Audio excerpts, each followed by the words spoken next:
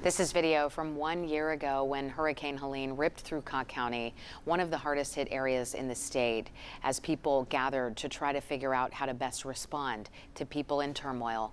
Helene's floodwaters tore away businesses. They filled homes with water and mud. Over the last 12 months, neighbors and business owners have relied on each other to rebuild their lives. Emergency responders rushed into the area, helping people displaced by the storm. Sam Perez joins us live from Cocke County this morning, and you are joined this morning by the Emergency Management Director in that community, who I'm sure still thinks about that day often. Sam. Oh my goodness, Abby, absolutely, yes. Right now I'm joined by Director Joe Esway. Now, Joe, when it comes to emergency response in this area, what was the preparation for Helene looking like, and how did that play out when the storm actually hit? Well, there were several things that we were preparing for. So I have to prepare for two things. The Emergency Operations Center, I have to make sure that that room is ready to go active at any time, that the mayor has a place to maintain continuity of government, run the county, and then there's also the swift water rescue element that's got to be prepared for. Luckily, about a year or so, I subdivided the team into 4 individual teams.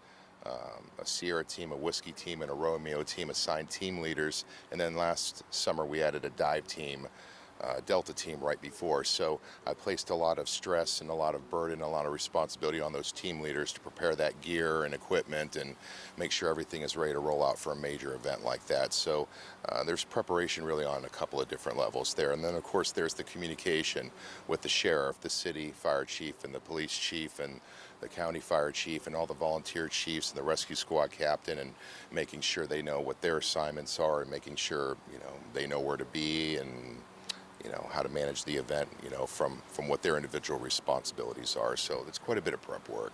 Right, and so when it comes to taking the events from Hurricane Helene into the future, how has that event changed maybe your perspective or the way that you prepare for the future? I think, one of the things that I learned from this event was get creative, imagination and planning. There's really nothing in the basic emergency operations plan or a discussion at any time or place that said, there might be a day where all 3 rivers in the county reach catastrophic flood levels that nobody's ever seen before at the exact same time. So what are we going to do about that? So this year our basic emergency operations plan is due for a rewrite. I'm going to start working on that probably on Wednesday of this week.